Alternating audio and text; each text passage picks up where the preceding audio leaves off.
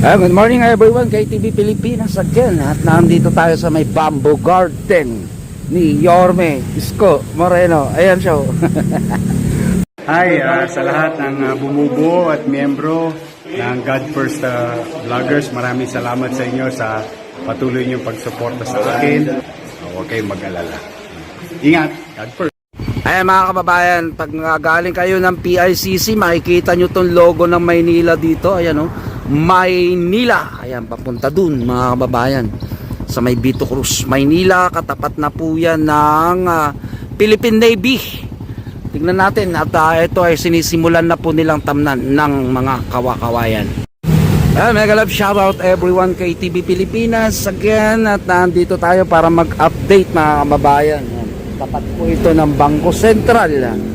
Ang i-update natin dito mga kababayan ko, ito nga itinanim nila Yorme Isko. Umabot na rin po dito mga kababayan ko, ito yung ang tinatawag natin na service road. Dito yan mga kababayan sa may Ross Boulevard. Ito po, Vito Cruz na po yan mga kababayan. Ito ang update, bagong update. May mga puno na po ng kawayan dito, yung Chinese bamboo na itinanim ng ating lungsod ng Maynila. Kung ating matatandaan mga kababayan ko, doon malapit sa may UN Avenue, pag dinerecho mo ito, itong service road mga kababayan, dito sa mula sa Vito Cruz hanggang doon papunta sa may Kalaw, na andun po yung bamboo garden. Yung sinasabi natin mga kababayan na itutuloy-tuloy hanggang Vito Cruz yung kawayan, ay meron na po tayo ditong panimula. Tingnan pa natin yung iba.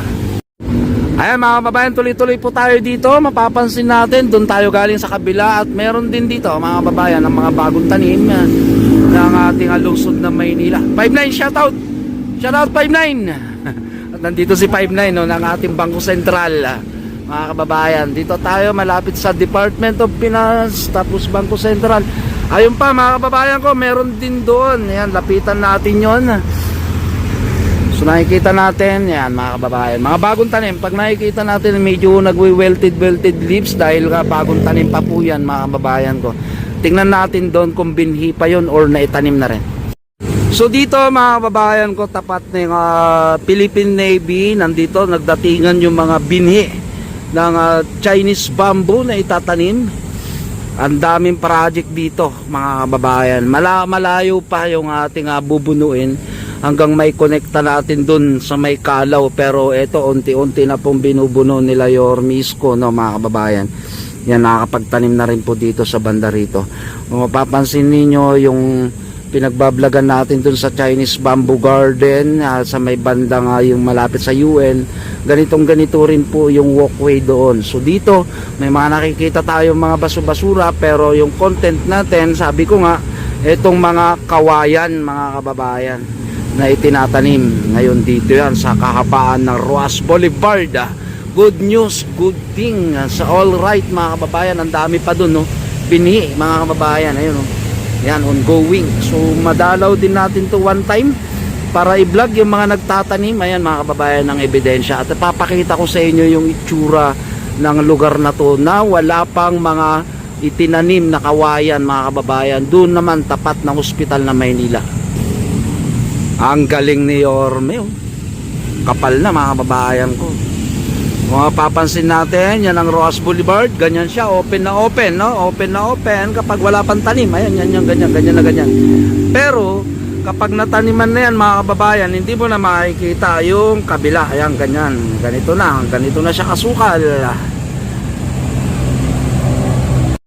Yan, sa part na to mga kababayan ko, Ross Boulevard, tapat ng Yachts Club. Ito Yachts Club, at ito naman yung sa may hospital ng Maynila na luma, pero hindi nyo na mapapansin dyan yung luma na hospital mga kababayan dahil dinurog na po yan. Ito po yung content natin. Ito yung tatamnan ng Chinese bamboo nila Yorme Isko. Hanggang dyan sa may Quirino Avenue po yan mga kababayan. So nandito po tayo sa boundary ng Quirino Avenue tsaka ng Vito Cruz, na kung saan dun sa unang video natin ay pinakita na natin yung mga binhi doon mga kababayan ng kawayan. Ganito po kaluwag dito, plant box dito sa tapat ng yung Philippine Navy, pagitan katabi din ng Bangko Sentral, mga kababayan. Ito po yung mga lugar kung saan ay tatamnan nila Yorme Isko ng kawayan. Dito yan sa kahabaan ng Rose Boulevard hanggang dun sa may bamboo garden natin sa may UN Avenue. And that's it for the day, mga kababayan ko. At umaabot na ng Vito Cruz itong tinatawag natin na Chinese bamboo. Dito yan sa lungsod ng Maynila. Talagang pupunuin po talaga nila ng kawayan. Dito yan sa may walkway sa Rojas Boulevard.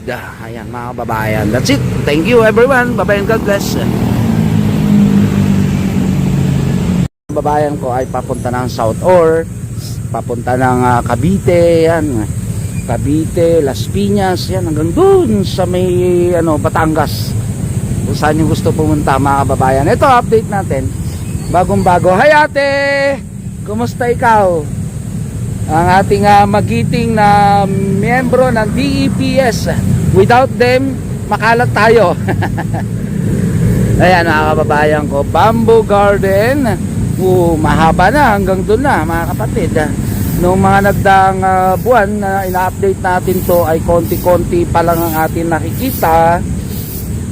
Pero ngayon, ayan masukal na, no, dami na. Ayun, ito yung mga bagong tanim, mga babayan. Dahil kung papansinin nyo dun sa mga nauna, kulay green na siya, ito ay nagre-recover pa. Ayan, medyo nalanta pa yung mga dahon nung paglipat, pero makaka-recover yan. Kita nyo yung mga puno niya, green na green, mga kababayan. Masukal talaga, talagang hindi mo na makikita yung kabilang kalsada sa may Rojas Boulevard. Yun ang plastic ng bamboo. Ayan, mga kababayan. Plus yun, mga puno na naglalaguan dito sa may tapat ng Bayview Park Hotel, mga kababayan. Itong bamboo garden na to, pinalawak, pinadami, mataas. Pag ito nabuhay na, mga kababayan ko, ayan, fresh na fresh tayo dito yan sa may lungsod ng Maynila. At kagandahan nito, mga kapatid ko, ay dadamihan nila Yorme ng bamboo, no? Pupunuin nila ng bamboo itong kung familiar kayo sa dinadaanan dito, walkway simula ng Luneta hanggang doon sa may boundary ng Pasay at Manila, ay kanilang binabalak, mga kababayan, na punuin ng mga ganito Chinese bamboo. Ayan. At ito yung iba pa na itatanim, hindi pa tapos, ongoing pa yan, mga kababayan. So meron pang gagawa dito sa lalo na sa ilalim, dahil naandun yung mga binhi, mga kapatid, yan sa may Rojas Boulevard po tayo. Meron din sa kabila. Sabi ko nga sa inyo, mga kababayan ko, ay pupunuin, dadamihan. Yung gawin dyan ng mga kababayan ko ay sa may Kalaw na po yan, Kalaw Street, malapit na sa Ground Zero, no? At nandito tayo sa may UN, ayan, UN Avenue po yan, corner ng Rojas Boulevard, US Embassy. Ito yung mga tanim, binhi na ongoing na itinatanim. Ayan, mga kababayan, at nahukay yung mga puno-puno, ayan, mga lupa-lupa dito.